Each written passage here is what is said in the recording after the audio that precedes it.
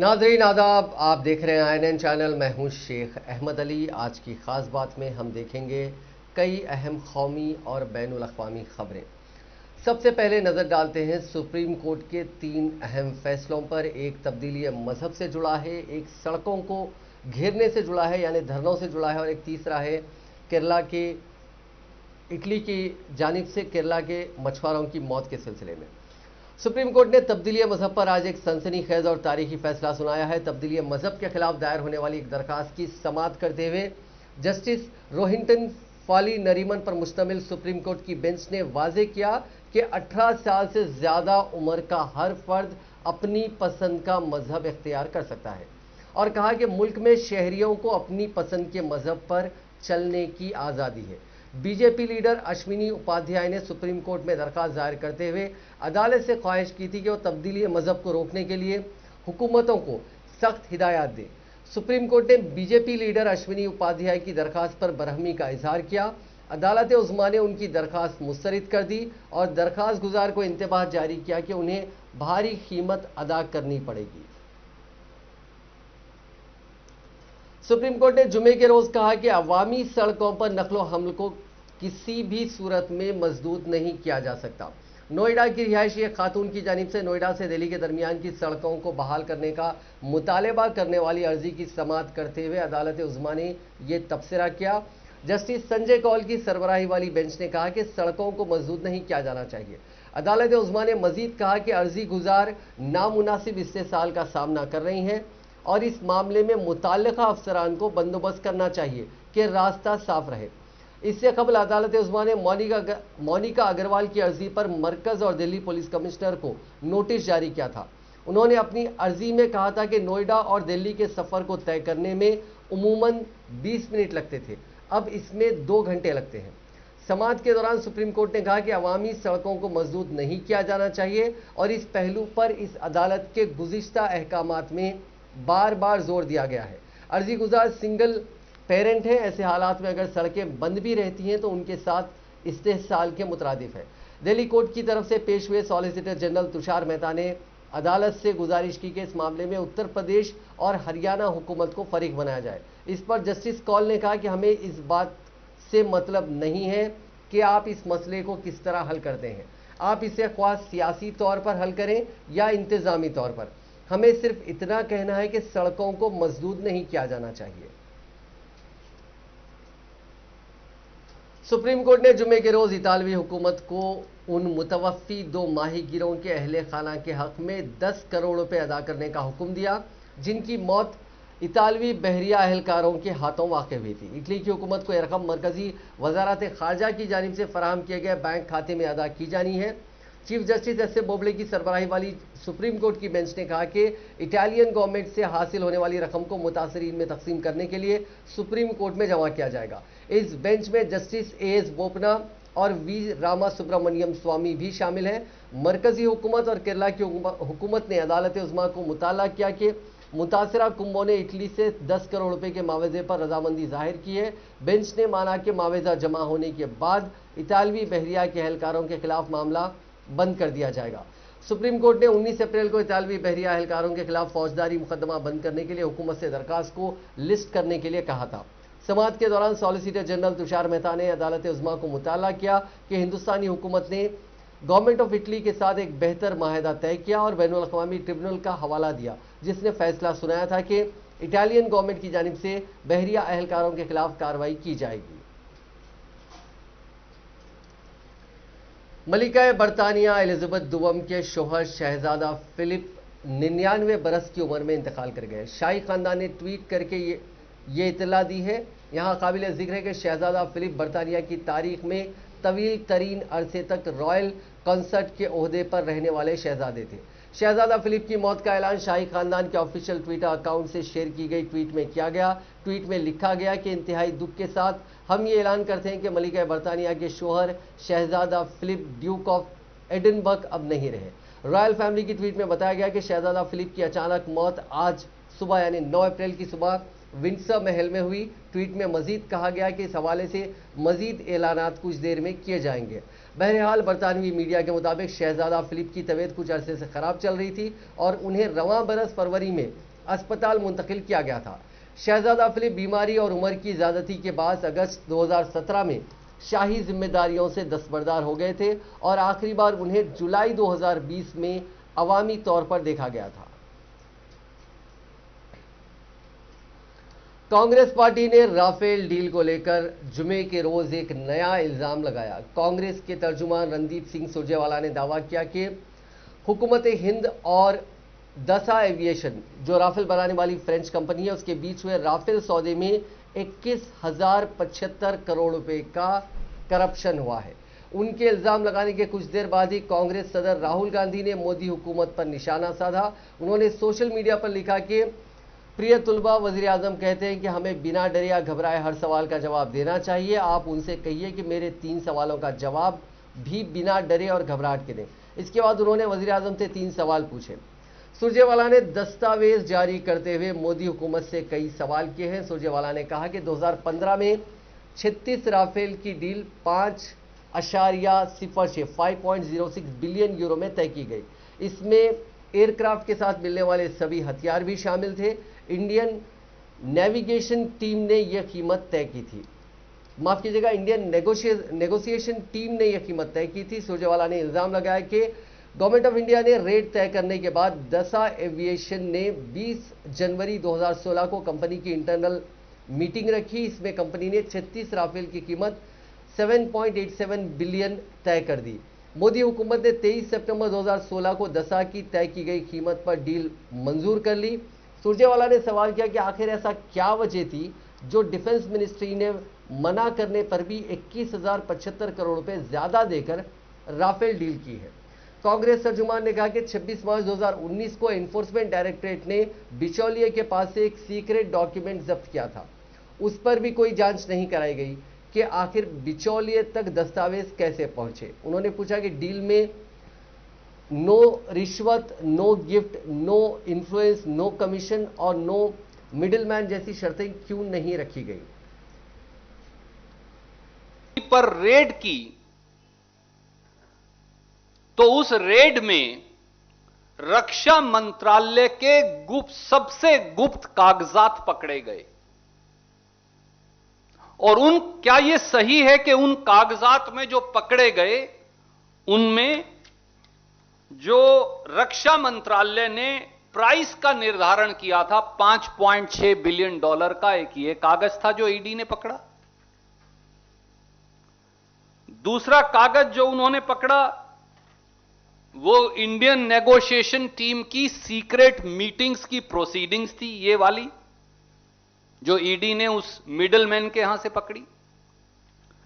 तीसरा, जो भारतीय रक्षा मंत्रालय ने कैलकुलेशन शीट बनाई थी रुपयों की कि कीमत का आंकलन कैसे होगा, वो भी ईडी ने पकड़ लिया मिडलमैन के यहां राफेल के।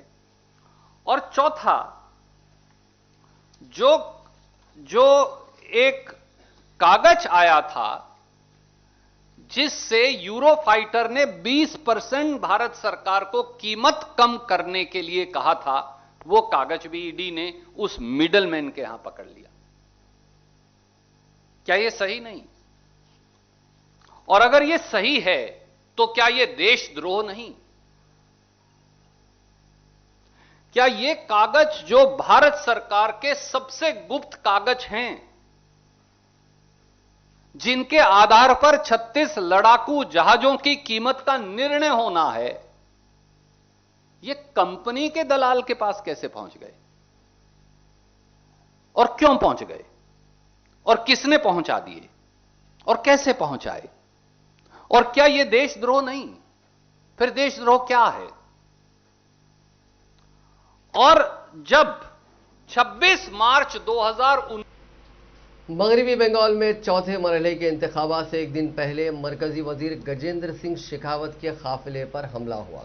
जुमे के रोज साउथ कोलकाता में उनके काफिले पर पत्थर फेंके गए। उन्होंने टीएमसी वर्कर्स पर हमले को अंजाम देने का इल्जाम लगाया।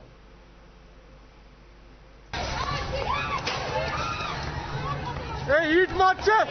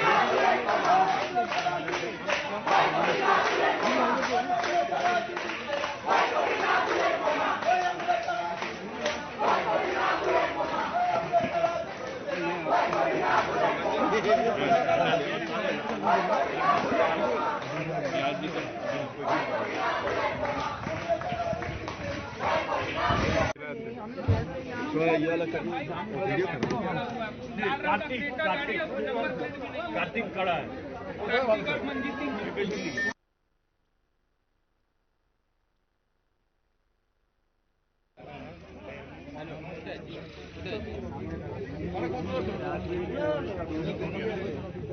এখন বেলা কি হবে? ঘুমিয়ে পড়ো যে এত সময় লাগে নাকি বেলাতে?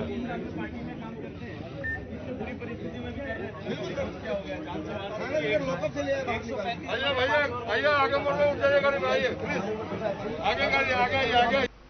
मरकजी वजीर दाखिला अमित शाह इंतखाबी मुहिम चलाने के लिए कोलकाता आज पहुंचे थे। उन्होंने कहा कि बंगाल इंतखाबात के 3 मरहलों में बीजेपी को लोगों का तारीखी साथ मिला है। उन्होंने अंदाजा लगाया कि बीजेपी इन 3 मरहलों में बंगाल में 63 में से 68% सीटें जीत जाएंगी। तृणमूल की जो बौखलाहट है वो उनके बयानों और हरकतों से साफ नजर आ रही है। अमित शाह ने कहा कि उन्होंने अपनी जिंदगी में ऐसा कोई कायद या वजीर आला नहीं देखा जो बयानबाजी में सीआरपीएफ का घेराव करे। उन्होंने कहा कि दीदी को पता होना चाहिए कि सीआरपीएफ इंतखाबात के वक्त इलेक्शन कमीशन के तहत काम करती है। उन्होंने पूछा कि क्या ममता बनर्जी लोगों को डिक्टेटरशिप की तरफ ढकेलना चाहती हैं। अमित शाह ने कहा कि उन्हें लगता है कि तृणमूल कांग्रेस का वोट बैंक खिसक रहा है, इसीलिए वो माइनॉरिटीज से एक साथ आने और वोट करने की अपील कर रहे हैं।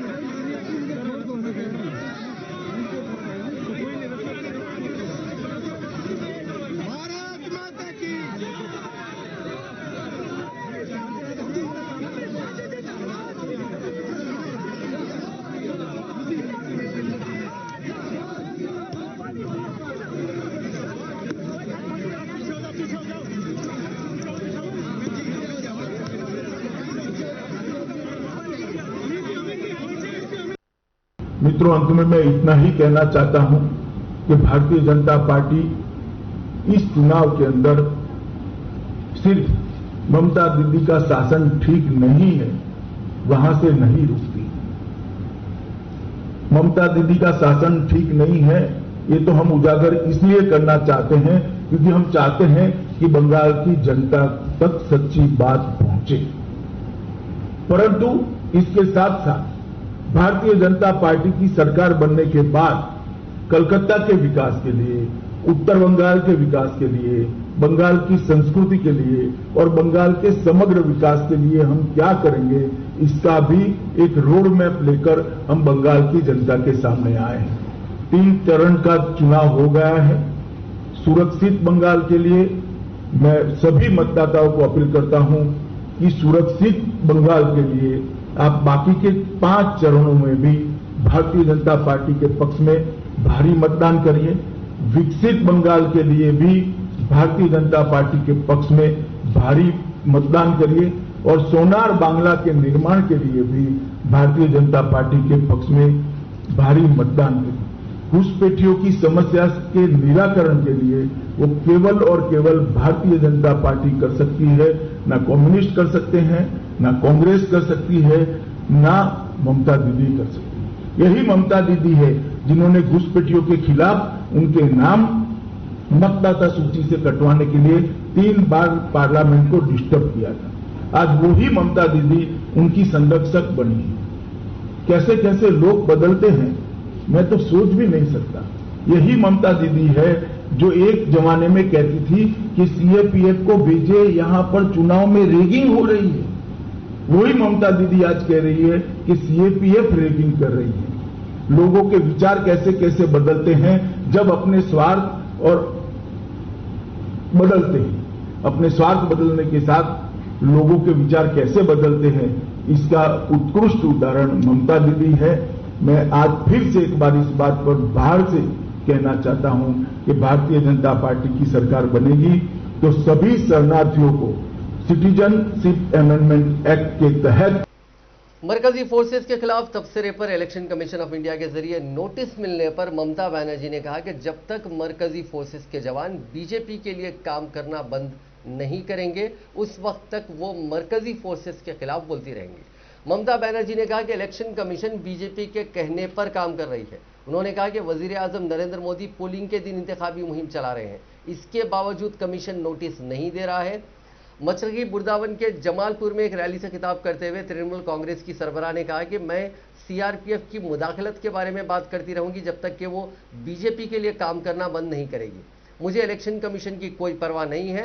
उन्होंने कहा कि कमीशन हमारी शिकायतों पर तवज्जो नहीं दे रहा है, सिर्फ बीजेपी की बातों पर कार्रवाई कर रहा है।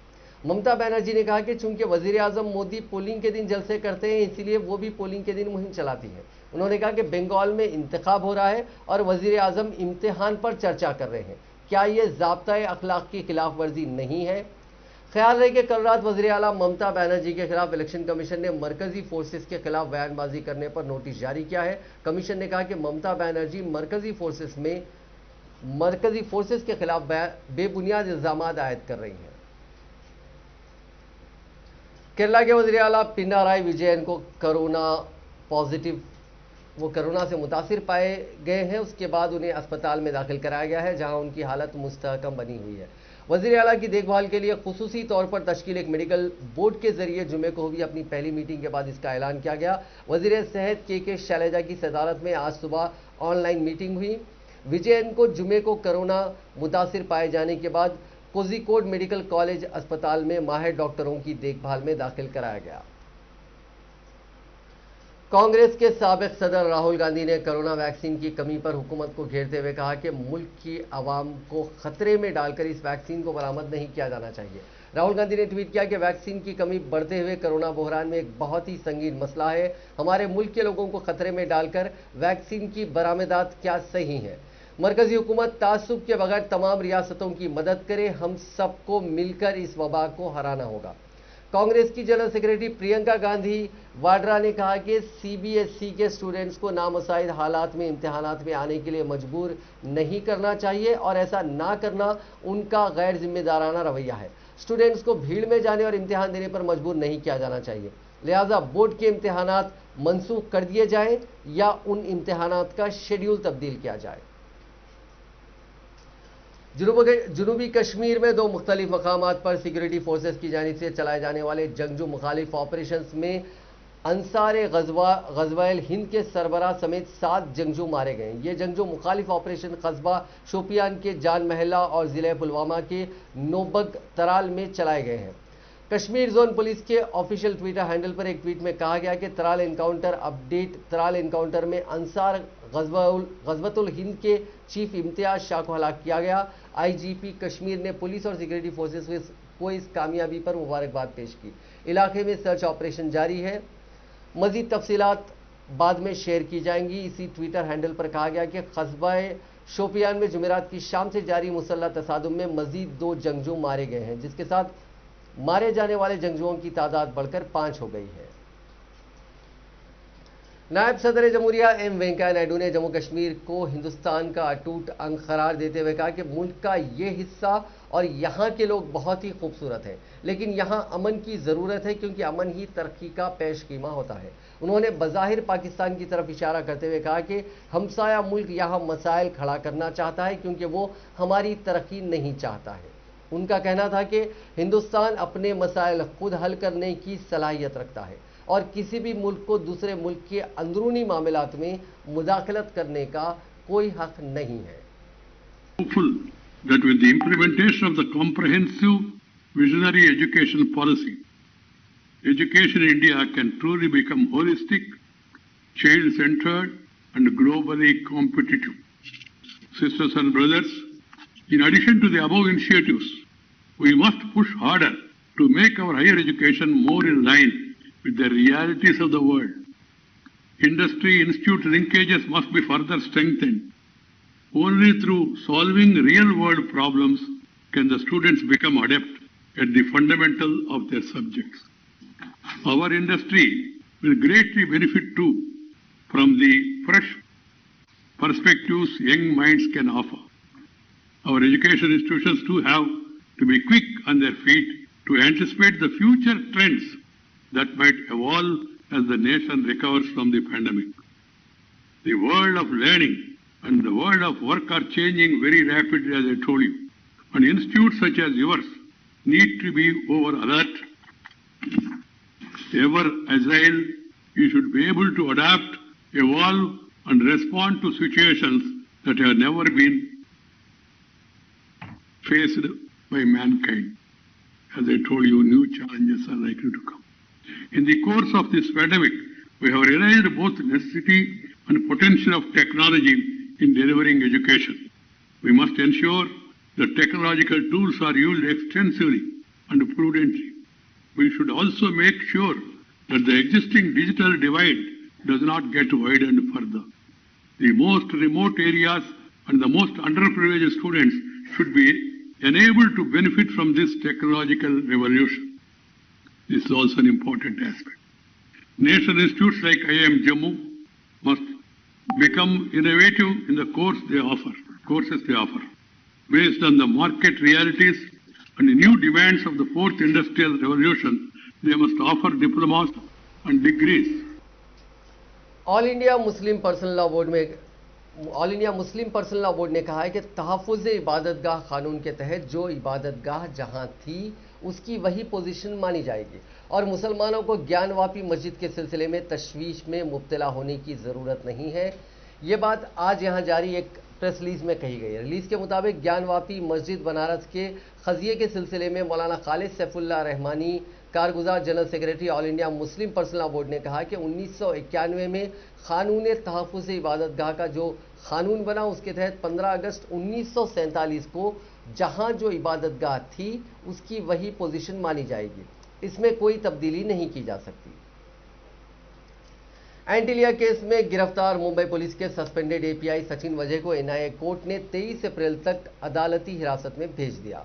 अब तक वजह को एनआईए की हिरासत में रखा गया था, इसकी मियाद आज खत्म हो रही है, लिहाजा जांच एजेंसी ने उसे कोर्ट में पेश किया था। वजह से ही जुड़े मनसूख हिरेन के कत्ल के मामले में और जांच की बात कहे एनआईए ने वजह की कस्टडी बढ़ाने की मांग की थी। अदालत ने सुनवाई के दौरान वजह के वकील ने उसे जेल में एक सेफ सेल में रखने की मांग की थी। अदालत ने सुनवाई के दौरान सीबीआई की उस अर्जी को भी मान लिया जिसमें उसने एनआईए की जानिब से जब्त सबूतों और डॉक्यूमेंट्स की जांच की बात कही थी। अदालत में पेशी से पहले भी सीबीआई की टीम ने तीसरी बार सचिन वजह से पूछताछ की। इधर एनआईए की टीम इस केस में साबिक एनकाउंटर स्पेशलिस्ट प्रदीप शर्मा का भी 2 बार बयान दर्ज कर चुकी है।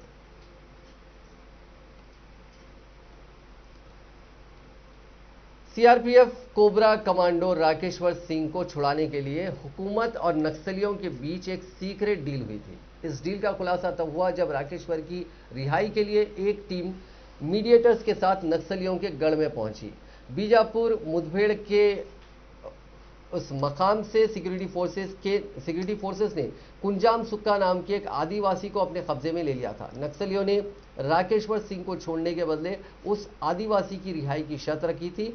सिक्योरिटी फोर्सेस ने कुंजाम सुक्को को मीडिएटर्स के साथ नक्सलियों के पास भेजा। इसका हैंडओवर मिलने के बाद ही नक्सलियों ने राकेश्वर सिंह को मीडिएटर्स के हवाले किया।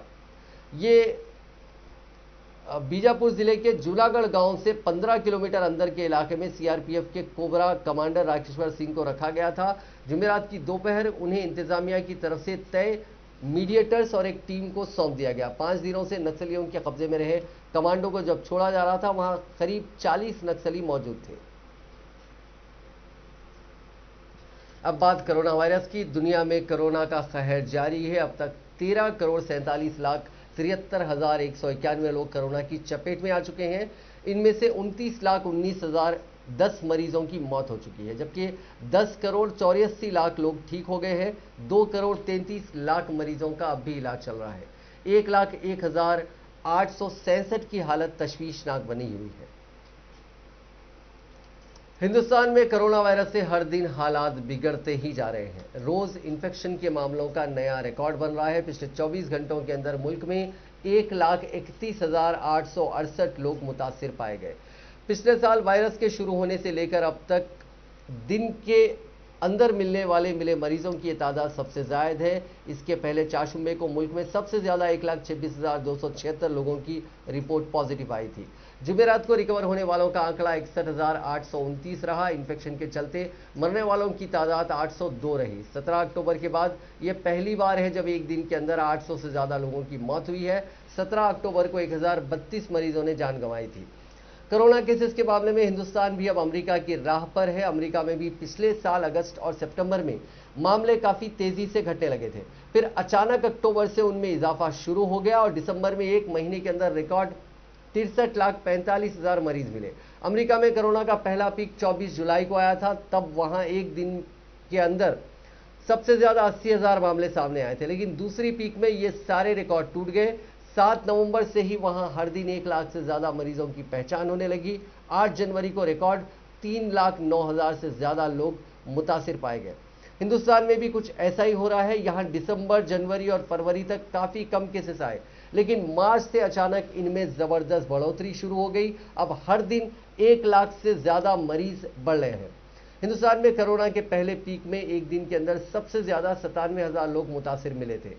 आंकड़े बता रहे हैं कि अगर इस बार जल्दी ही इन्फेक्शन की रफ्तार पर लगाम नहीं लगती है तो हालात अमेरिका से भी ज्यादा खराब हो जाएंगे।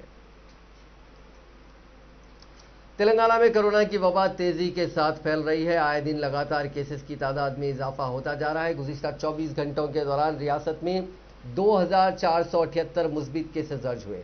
इस वबा में 5 अफराद हलाक हुए, 363 मुतासरीन बाजियाब हुए। रियासत में एक्टिव केसेस की तादाद 15,000 को अबूर कर चुकी है। ताज़ा तरीन केसेस में 402 हैदराबाद GHMC लिमिट में मिले हैं। रियासत में केसों की मजमूई तादाद 3,21,000 हो गई। अब तक 3,03,000 अफराद सेहतमंद हुए हैं। इस वबा से 1746 अफराद हलाक हुए।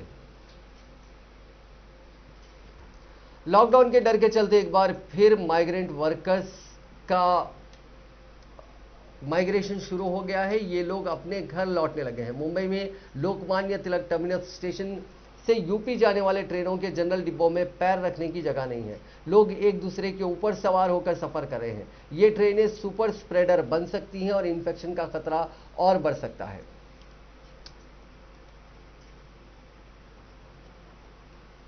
महाराष्ट्र में बढ़ते इन्फेक्शन के बीच रेमडेसिविर के इंजेक्शन की किल्लत हो गई है। मुंबई, पुणे और नागपुर समेत रियासत के कई शहरों में मेडिकल स्टोर के बाहर इसे खरीदने के लिए लंबी लंबी कतारें देखने को मिल रही है। भीड़ की वजह से कई जगह पुलिस भी तैनात करनी पड़ी। हेल्थ डिपार्टमेंट ने रेमडेसिविर की कालाबाजारी रोकने के लिए इसकी कीमत 1100 से 1400 तय करने का फैसला किया है। वजीर सेहत राजेश टोपे ने कहा कि महाराष्ट्र को आने वाले दिनों में रोजाना रेमडेसिविर की 1.5 लाख डोजेस की जरूरत पड़ सकती है। पिछले कुछ दिनों से इसकी कालाबाजारी, ब्लैक मार्केटिंग की भी इत्तलात मिल रही हैं। कई जगहों पर यह 10 से 15,000 रुपए के बीच बिक रहा था।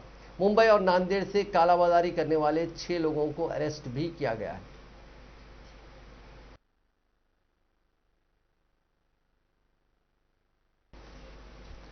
नाज़रीन, आज की खास बात में बस इतना ही। आपसे कल मुलाकात होगी नई खबरों के साथ, नए एनालिसिस के साथ। फिलहाल दीजिए इजाजत। खुदा हाफिज।